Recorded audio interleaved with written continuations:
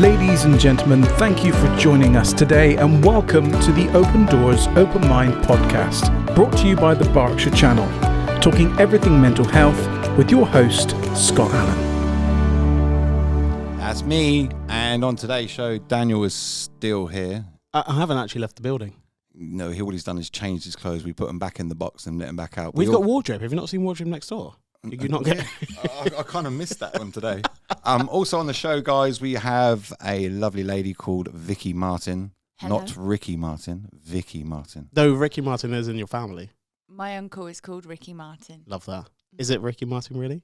He's living La Vida Loca. Ah, living a crazy life. Woohoo! Do you know that, I'm going off topic already. Do you know that Cisco got sued for the thong song? No. Because he says living a vida loca and he didn't ask permission. Oh, It's nothing to do with the thong then. No. no, but obviously in the song, he's kind of used La Vida Loca. Yeah, he wasn't allowed to use that saying, apparently. Anyway, off topic. But it wasn't off topic. That was Vicky Martin. Well, it was. Yeah. Yep. So, Vicky, tell a few of the people at home who you are and what this is all about to do with the mental health and bits and pieces that you do day to day. It's amazing, by the way. She's so amazing. Sorry, I'm getting really excited. Oh, look at you, so getting excited. I know, sorry. No pressure. No pressure at all. We're here all night. So, you know my name. I Yes. am a medical tattooist. So, I tattoo on nipples for women that have had breast cancer. So, I tattoo on nipples to make them feel complete, but I also reprogram mind. So, whilst I'm tattooing, I empower so that they love the inside of their body as much as the outside of their body.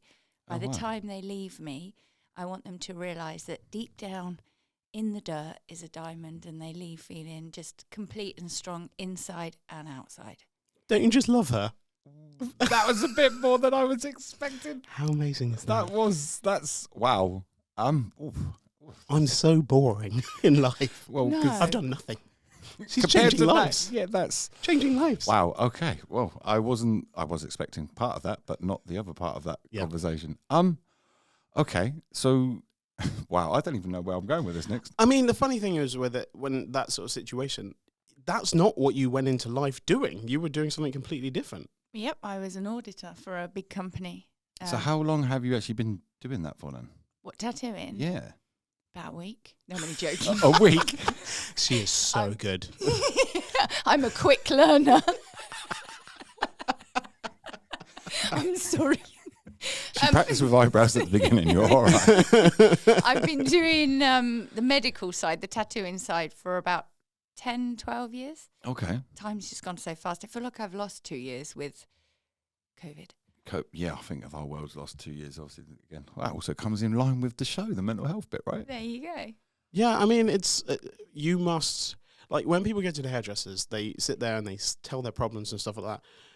You know their problems. Well, part anyway, not everyone's problems, but you know how you must be like an agony aunt for that. Like the stories you must hear or they must tell you is amazing. Yeah, it must be quite intense, really. It's beautiful. In fact, I really celebrate the fact that they've got to me. They've had a chance to show the world that when something so hard hits you, they've got through it. They've shown their family. They've shown themselves. So when they get to me, it's Boob birthday. Boob birthday. I love that. And I will, obviously, people like to share their story, but I believe so much in how incredible questions are for the mind, because the mind has to answer a question. It can't not answer a question. So one of the questions I would ask is, what's been the best thing that's come out of breast cancer? And you would just be so surprised that people's lives are so much. I mean, I have to be careful because I haven't walked that path. But even yesterday, I was speaking to somebody and she changed her job. She appreciates her children. She lives for the moment. She doesn't worry about the small stuff.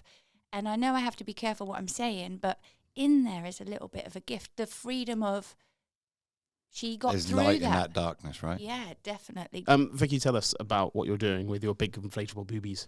Shall I go back to the beginning, the first one? Let's go back. Back to the beginning. Back to the beginning. When I was 5, I'm only joking, I'm not going back that far. Too far, Vicky. Too far. One sec. You don't want to hear about me and the brownies.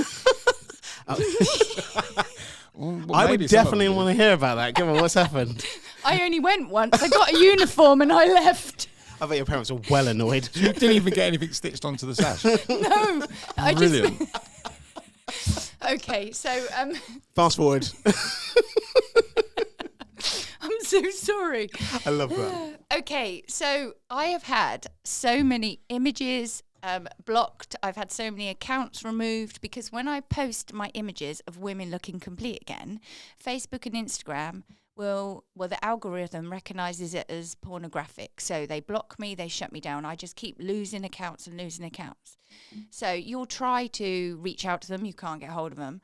So in November 19, I thought, what can I do that's going to make somebody respond to me? So I bought a 20-foot inflatable boob and I installed it in front of Facebook head office's doors.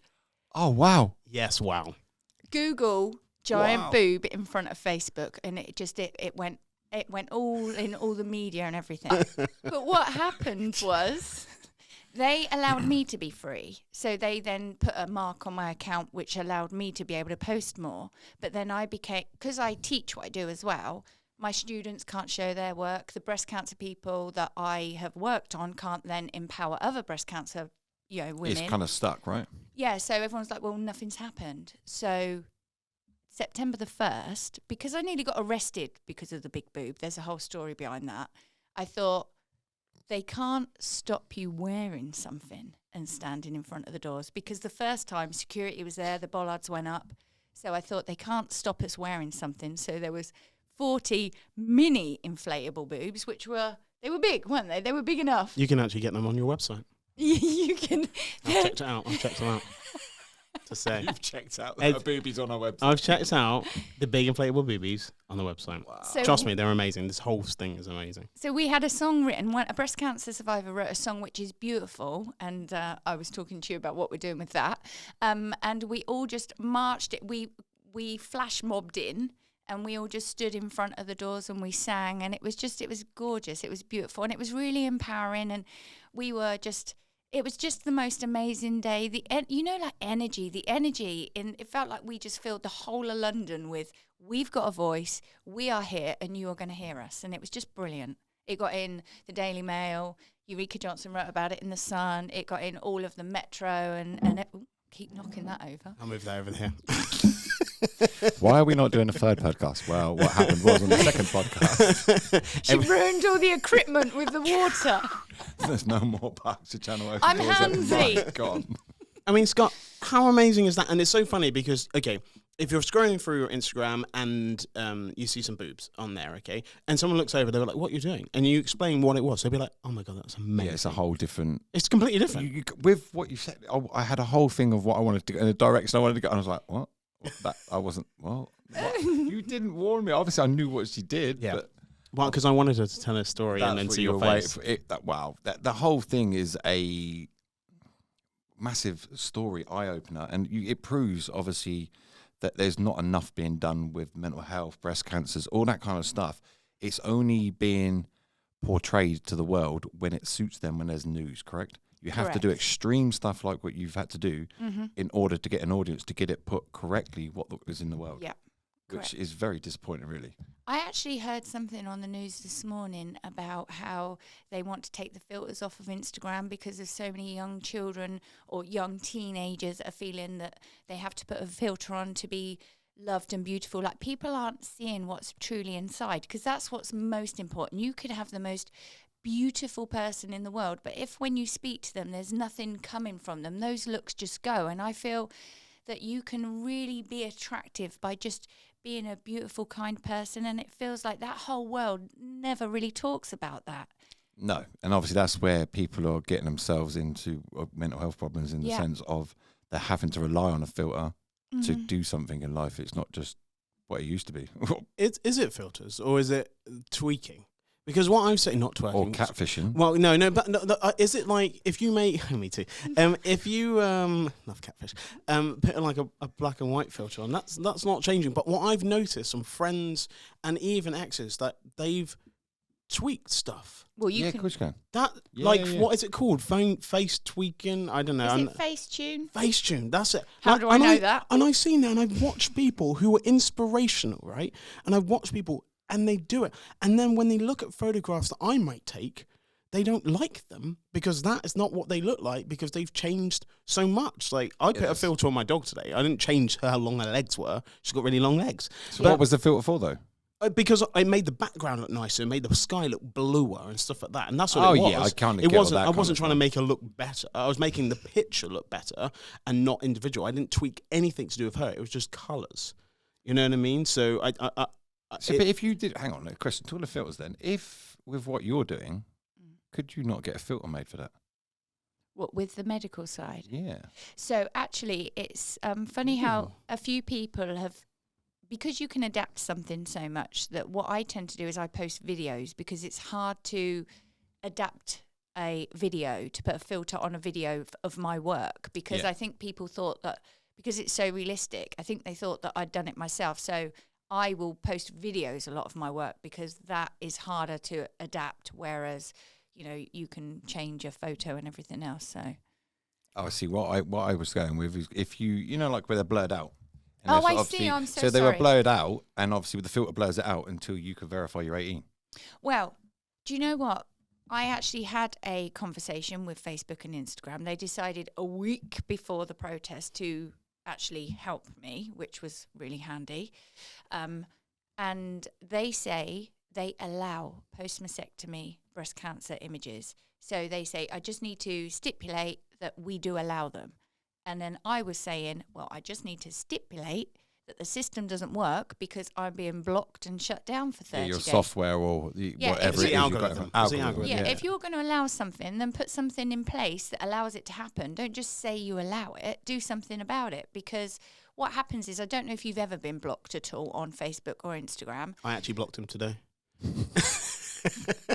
That's right, because I blocked him before he managed to get it. Yeah, You he didn't even blocked notice. me. You didn't even notice. No, sorry. I didn't really. When you get blocked on when you get blocked on Facebook, what happens is the people that are writing to you don't know that you're blocked. So say there's a breast cancer woman or just someone that wants to reach out to you and wants you to help them. They don't know that your rights to reply have been taken away. So I'm sitting there thinking I'm not allowed to reply for 80 days. They think I'm just ignoring. 80 days. Sorry, 30 days. 30 days. It's still, it's like the same, isn't it? It's still the same. It's such a long time. And all that time I'm thinking, oh my goodness, they've reached out to me. They must think I'm rude. There's nothing I can do about it because there's nothing. It doesn't even say on my account that I'm blocked. It's just every time I try to reply, they go, no, you've got 29 days. No, you've got 28 days. Wow. So people that need help, that are reaching out, have finally got the courage to come to you with the mental health, all the bits and pieces to go and do something. Yep. Can't because Facebook and all the other social medias and bits and pieces have. Well, they'll write to me and say, I think I'm ready now. You know, what's the next step? And I'm just like, you may as well have just cut my arms off because I can't do anything about it. Oh, wow. And it's really tough, you know, because she's trying to, but you are making a difference. And you know, what you did, you know, 2 years ago, changing people's lives, in September, yeah, massively. And you should see these videos and stuff like that. Like, we'll leave a link below, but you are changing people's lives, as Scott just said, and it's making people feel themselves again. Yeah, with what I heard so far, that's a wow factor for me. It's obviously I wouldn't wish that on anybody, but if they got to, like you said, there's always that little tiny bit of light from a bad situation that nobody wanted to be in, that you're putting them, I suppose, putting them back together. Is that kind of the right word to be saying? I think making them just look at themselves and not hate what they see. I suppose, obviously, as I'm not a woman, I don't quite understand what it means to a woman to have that back. Go on. I think what's most important is because a lot of people say, well, you don't see their breasts, so why does it matter? But the person who's most important is that person. And every morning when she gets out of the shower, she has a reminder of what she went through. And it's empowering to know that they took the power back and they look as complete as they can. Control. It's taking control. Because, you know, the secret to life is, I think, you can't control what happens to you because stuff is going to happen to you, and that's where you grow and that's where you get your strength from. And when something really bad happens to you, that's where you have the power then to help somebody else because you've walked that same path. The only thing you have control of is how you respond to what life hands you.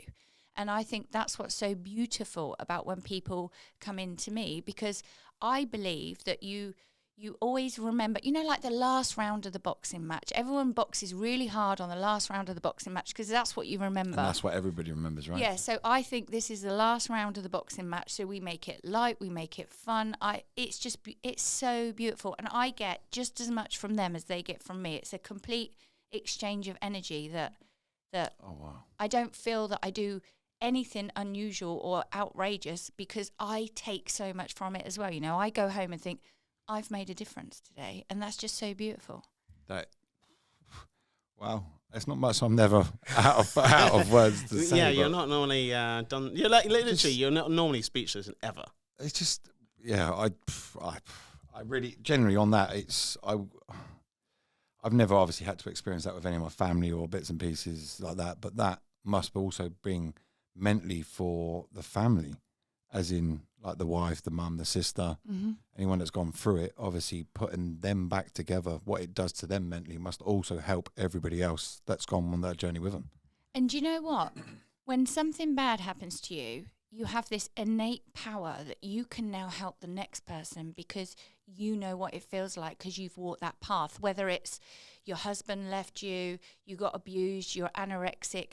When you have that, you then have this power that nobody else that hasn't gone through it has, to help somebody else. And that's the thing that I really love about people that come to me with breast cancer, is they now can help other people that just maybe that's why it was handed to them, because maybe their purpose in life is to help other people. I haven't been through it, so I'm very aware that I have to be very careful what I say, because I actually don't know what it's like to go through breast cancer.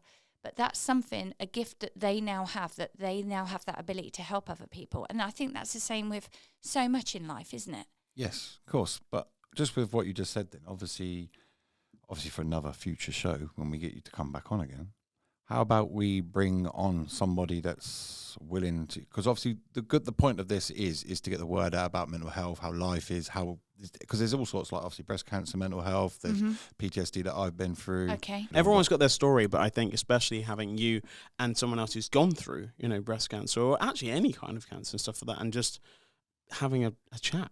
Because I think sometimes that we forget that we can just talk about stuff. Because sometimes people go, right, I don't need to talk about that. I can lock that away. And we've all done that. Yeah, of course, everyone does it, doesn't they? Yeah. Yeah, I think as well, when you do go through something, and I don't know if this is similar with what you went through, you get so much help, and then you're kind of just like, get on with your life then. I'm still waiting. I'm still on a 10-month waiting list from 2 years ago for help. I had to pay for it myself. This is what basically started all this off, was I basically got diagnosed with PTSD, and that was it. They kind of did some talking with me, realised that wasn't working. Okay, we're going to put you on for trauma treatment. We've realised that you're a lot worse with obviously the questions they ask you in bits and pieces, and that was it. That was 2 and a bit years ago. Since then, I've lost my marriage, kids, everything. It all went horribly wrong. I went into a dark place and was left. And now this, just like with what you're doing in a way, this is my light coming back towards. This is my way of trying to spread the word. So if I haven't been through that, but I've been through my own dark journey, and I'm coming through the other side. I'm not all the way out of it. I don't think anyone completely comes out of that dark bit. I'd never want to go back there. So this is my kind of way. Listening to that story, getting this story out there also helps me with my mental health. And helps so many other people as well. just to let people know that they're not alone. So if they are ever in that situation, in that situation, there are people like you at the end that can help. That understand. That understand and that can appreciate and give you that light that they know as you've gone through the battle, like the battle, round 1, round 2, round 3, round 4.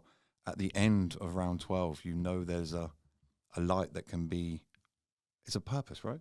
Yeah, and also if people see people like Scott say this, with his background of being a bouncer and being a bodybuilder and all those sort of things, they're like, what, he feels like that? Like, because I've said some people that I know that are famous, and I said, oh yeah, they've gone through a lot, and you're like, we was what? having a conversation. I was like, no, they haven't. You would think the way you're right with the conversation we was having earlier, when we were talking about a certain celebrity, which we obviously can't name right now. the way you can guess at home. we thought their whole life was perfect because obviously that's where it's portrayed, right? Mm-hmm. And obviously with certain things that you told me, I was like, really? What?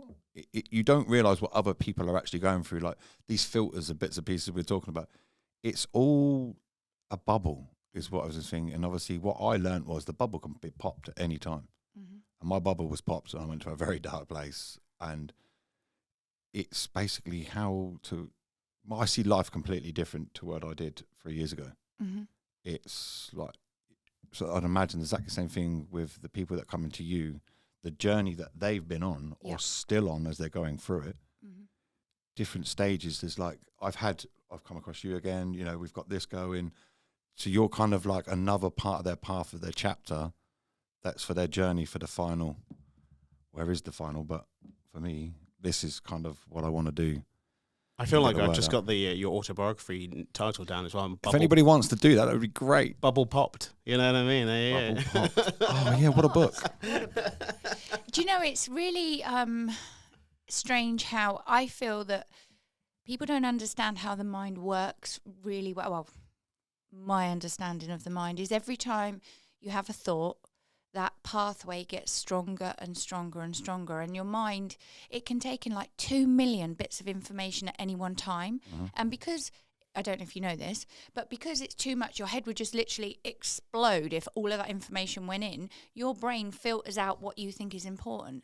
So if, for example, I won't use you as an example, but just if, for example, what was important in your mind was that you felt that you were thick, you would then, your mind would, because that's important, your mind would filter out all of the occasions when someone made you feel like you were thick. Mm-hmm. Yeah, so I think what's beautiful about this situation is that you've got this going, so this is now important, so you then start noticing opportunities, i.e. Daniel. And then it's funny how eventually, I believe... I was looking behind me. I believe eventually your mind starts making new pathways for new opportunities that I hope that the other memories that keep flying back just start slowly fizzling out. You know, it's a little bit like if you're walking in a field and you walk the same path all the time, eventually, you know, you walk through the grass, eventually you make a path, don't you? Correct. And that's like with memories. Every time you go over, and that path just gets wider and wider and wider. But if you don't use that path, the grass will start growing again. And I think that's the way the mind works as well. So I think it's really important to have something beautiful and new to focus on. And fill it with more the path with more beautiful light things. And eventually there'll be more beautiful things than there will be negative, right? I mean, how gorgeous knowing that what you've gone through, you can help somebody else. It's just, it just makes it feel like this is why, I have to be careful because I don't know your story, but maybe this is a little gem in there why it happened to you. Yes. See, now that what I've taken from this, obviously this is where we went with, so by me opening up with what my background was and bits and pieces, when I did my first video on YouTube, my phone, I had to charge my phone 3 times that day because people... Was it an iPhone 6? Nokia 10. No. The battery was draining. Pretty much, it wasn't. No, you got so many messages. Like, got so lots many of messages, people calling, but that allowed people to open up themselves because someone had to step forward to be the first one, right? Beautiful. And then doorman that I didn't even know that was suffering, and people that I didn't know was suffering, all stepped forward. Like friends, it was like, and then a girl that, and she won't mind me mentioning this, Sam, she stepped forward. Shout out to Sam. And basically, I didn't realize I've known her for years, didn't know she was suffering with mental health. She sent me a message, and it hit me quite hard, and that's what spurred me on.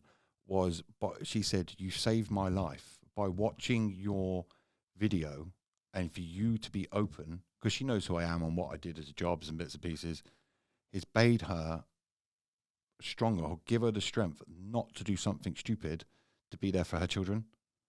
Wow. And her life, and then obviously we check in with each other. So I have kind of a few people, but then I noticed more people, bit by bit, the more people that saw my video, and the more times I put it back up on Facebook and did more videos, the more people reached out and started checking on each other.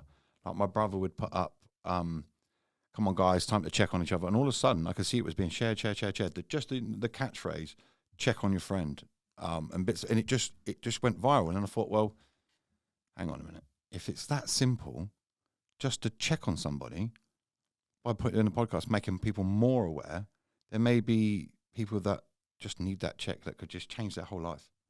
It's so important. And that's what spurred me on. And it helped me in my bad dark space. Because obviously I use gym to help with my PTSD. No. Look at these muscles. Look at these muscles. I haven't done any push-ups. So I feel like I should do something if I'm going to be so close to you. I would, as you're on TV quite a lot. Yeah, thanks. I did notice that red jacket was getting a little bit tighter. Stop it. All right. Postcode lottery's just gone to a county lottery. Hold on, he can do the whole of England lottery. I can do it all. I can do it all. He's going to have to start wearing flip-flops shortly. I bought some lovely flip-flops today. Vix, what's next for you? What's happening? What's happening in the future for you? Can I just say one thing? Please. I think the true definition of strength is you opening up. You can have all the muscles, but I think what is true And that's strength, what I used to hide behind. It was literally this is what we're talking about, the persona, the image, the look. Mm-hmm. And truly inside, I was broken. Mm-hmm. And now by me being open, it can give anybody strength. Yeah. That's what I take from it. Yeah. That's what I'm doing. It's gorgeous. Nice. He's got a good story. We're going to do a whole different podcast for that one, right? Yeah. That's 7 hours. So what's next? So what's next? So we are going to do what Facebook and Instagram are asking us to do, whereas today 3 of us have all got blocked already. Right.